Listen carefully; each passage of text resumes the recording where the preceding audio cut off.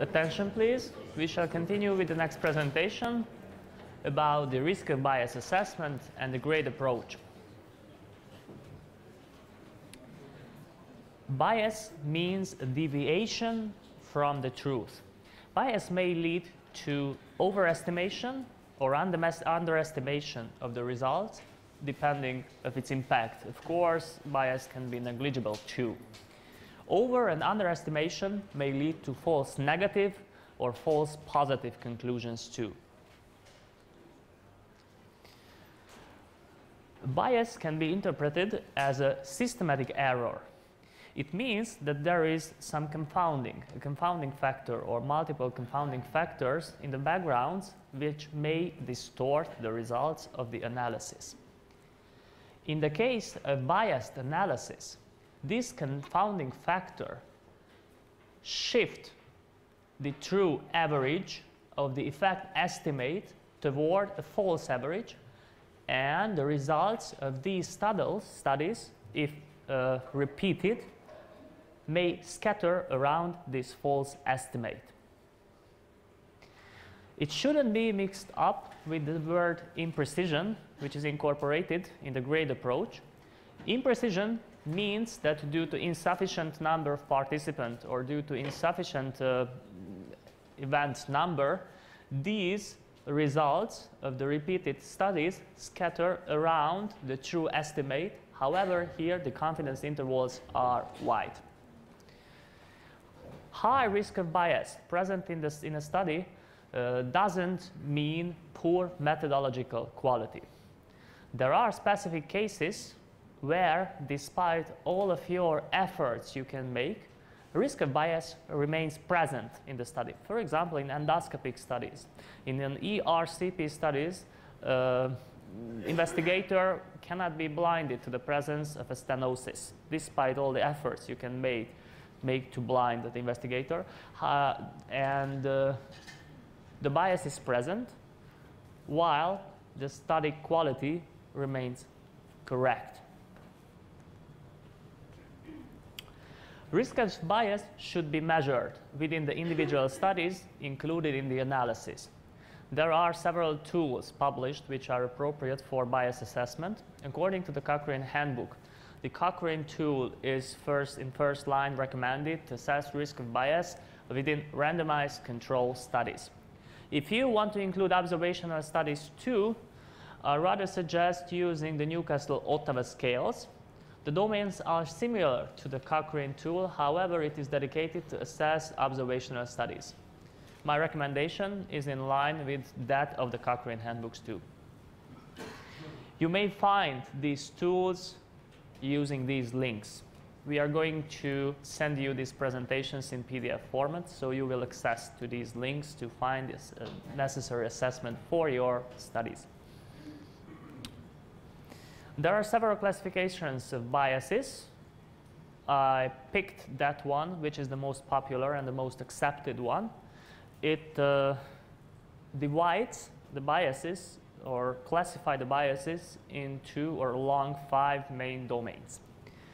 The first is the selection bias, which means differences between the baseline characteristics of groups compared. Let me tell you a simple example. You have 2 groups. You want to assess the mortality within the groups, and at the very end you want to compare these groups according to the mortality.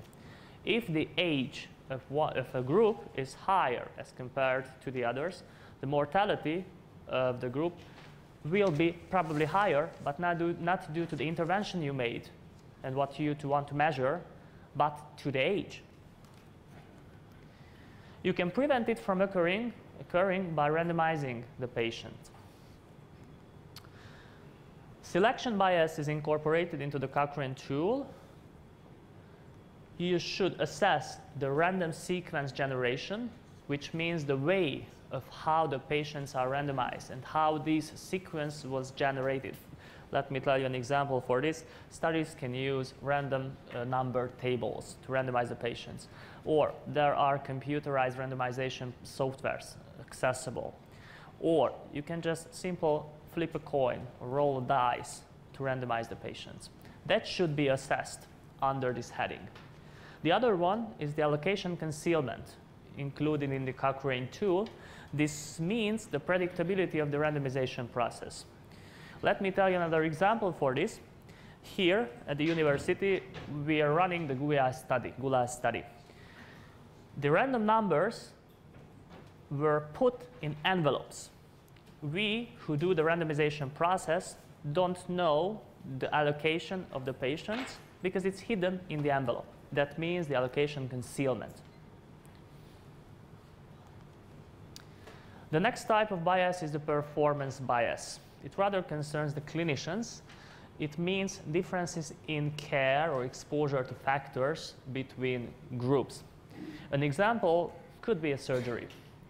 If the surgeon knows the allocation of the patient, the surgeon may put more attention to do more precise work in that patient to improve the quality and improve the end numbers of that branch in the study, of that arm in the study. That means a performance bias. The physician exhibits higher performance in a group. You can prevent it by blinding. In this case, blinding concerns both the participants and both the personnel, including the physicians too. This is the so-called double-blind way. Another bias could be the detection bias, which means differences in how outcomes were determined between groups. For example, should I order a chest ray or should I not order a chest ray to a patient?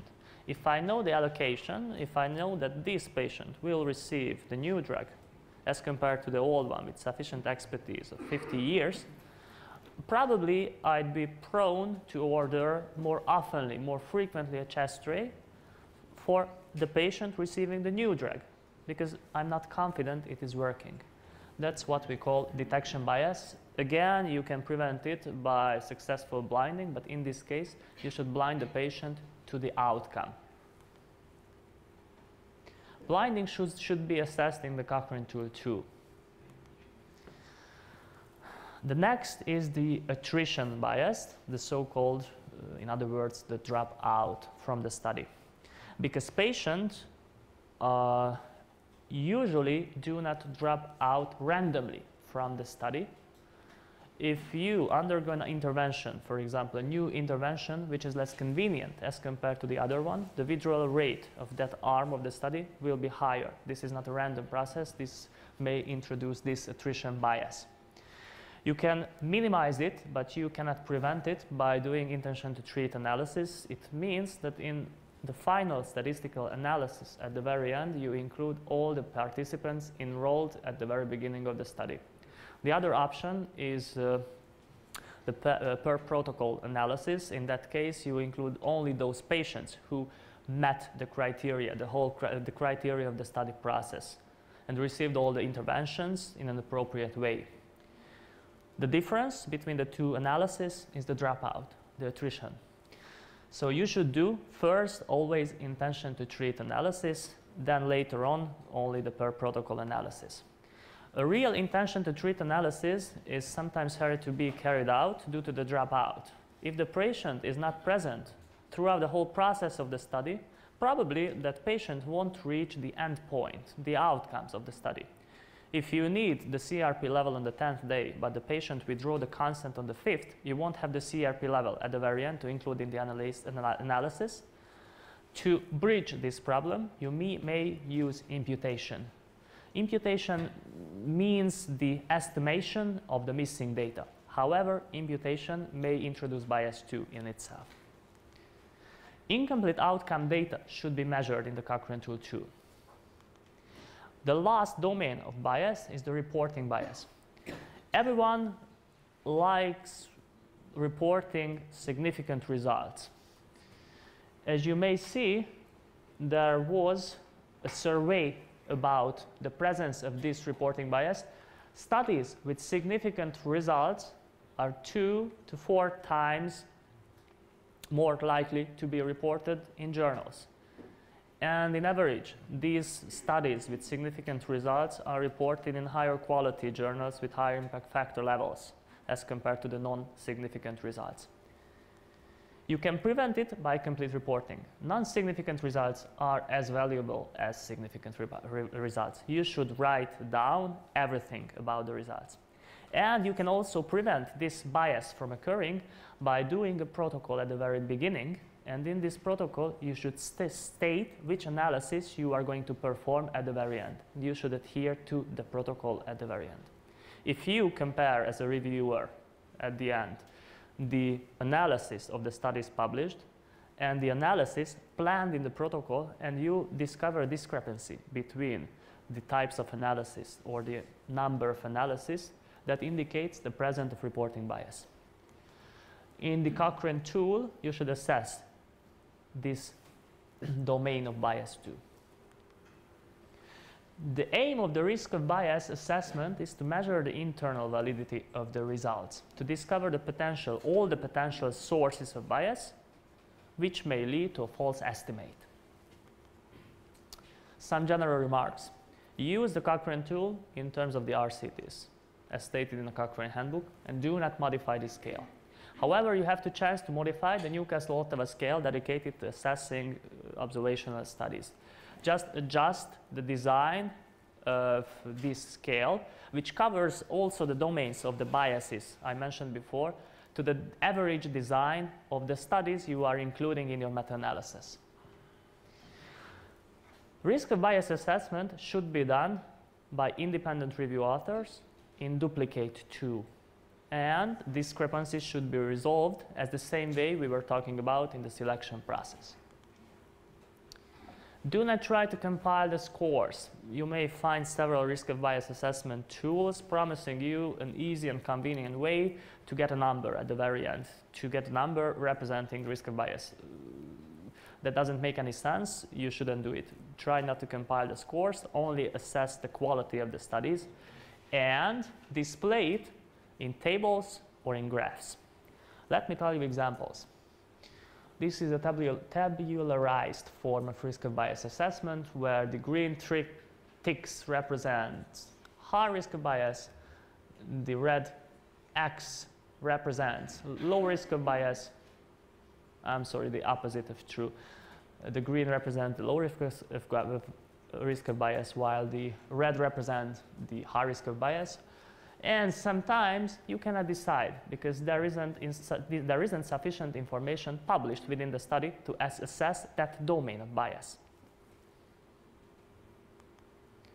Here is a graphical display of risk of bias where items represent the domains. It means that in this case, in this specific case, around 50% of the studies were rated as low risk of bias in terms of that domain, while the other one were rated as high risk of bias. There are several other solutions. For example, you may fuse your forest plot and the risk of bias assessment graph to generate this kind of constitution. And my last remark is the incorporation of the ends of assessment in each section of your manuscript. The way how you assess should be incorporated in the methods. The results of your risk of bias assessment together with the tables and graphs should be incorporated in the results section, while in the discussion it should be integrated into the interpretation of your results, especially in the limitations section, because risk of bias is maybe the most important limitation of the genre of meta-analysis. Let me turn to the grade approach. Grade approach incorporates the whole risk of bias assessment itself. Its aim is to assess how confident you are in your results, is more precisely in the magnitude and in the direction of your results. In other words, do you need further studies to be carried out in that topic you are analyzing? According to the grade approach, grade of evidence could be rated from very low to high. In terms of high level of evidence, there is no need to carry out further studies. You have high confidence in your results. You have high confidence that the estimate of your results falls close to the truth estimate. In the case of very low evidence, well, you have almost nothing. You need further high-quality studies to validate the association of your meta-analysis. First, as a part of the grade approach, you should categorize your studies into randomized control studies and non-randomized control studies. RCTs are rated at the very beginning as high quality, while observational studies or non-randomized studies represent the low quality of evidence, because in this case, in observational studies, bias is inherent in the genre. Assessment of grade should be done separately for each outcome you have. And of course, it should be assessed separately to that subgroups you are going to draw a conclusion. That's the most important one. If you have multiple subgroups within an analysis, you have an overall effect of the subgroups, but you want to draw only one conclusion from that figure, from that forest plot, do the grade approach only to that subgroup and to those studies included in the analysis of that subgroup. Let me tell you an example. Here you see an analysis. Up you may find the observational studies.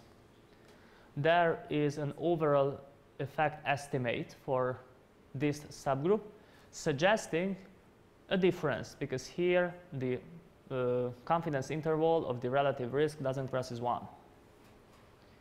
Here you have the RCTs, but here you observed only a neutral association. The relative risk, the confidence interval of the relative risk crosses 1, while in the total association you may see again the significant results, but because it is outweighed by the large number of observational studies. Observational studies represent here the low level of evidence.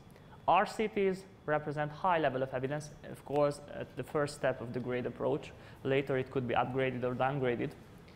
But because there are observational studies included in this analysis, the overall result represents only a low level of evidence here. So in this case, in this specific situation, I would suggest to draw your conclusion from this group, despite the observed neutral effect, because it represents the high level of evidence. It has the necessary impact. As I mentioned, the second step is the upgrading and the downgrading of the analysis by outcomes. Now we are not talking about the individual studies included in the analysis. We are talking about the whole analysis, about the whole forest plot. You can downgrade your item due to the presence of risk of bias. I mentioned that this grade approach incorporates the whole risk of bias assessment, and it is here. You may downgrade the outcomes due to the presence of inconsistency. Let me refer back to Peter Matray, who mentioned heterogeneity across studies. That means the inconsistency here. Indirectness, well, it's a misleading word here, because it suggests, it refers to the generalizability of the findings, to the PICO format of the very beginning. The P letter is more important. How or in what extent can you generalize your result to the target population? Imprecision refers to statistical terms, including the width of the confidence interval, the effect and the sample sizes, etc. While publication bias, again, can be measured by the funnel plots shown by Peter Matray again. You may upgrade your evidence by the presence of a large effect. There are different degrees of the effect you may have in your analysis. Of course, it's only possible when you have relative effects, for example, odds ratios or relative risks as the outcome measure. Large effect means, for example, that the relative risk increases 2, or the odds ratio increases 2 in that analysis. The magnitude, it represents the magnitude of the effect. Dose response is possible in terms of drug trials. However, I could tell you an oncological example, for example, in the dose of irradiation. The Cochrane handbook shows an example in pediatric lymphoblastic leukemia where none, 12 grays and 18 grays of irradiation were applied to children, and the central nervous system malignancies were measured in the long term. And here the dose effect meant that in the case of no irradiation, the chance for developing a central nervous system malignancy was only 1%, while in the case of 18 grays of irradiation, the chance of malignancy rised up to 3%. And the last one concerns the confounding factors. If the study tried to avoid all the possible confoundings and yield the results, and you are sure about that the study tried to avoid all of them successfully, you may upgrade your items. You will see more details how to grade your evidence under these links. It's quite complicated. This link points at a video, at a 2-hour-long video. I recommend watching this video before grading your evidence in your meta-analysis. I'll finish here.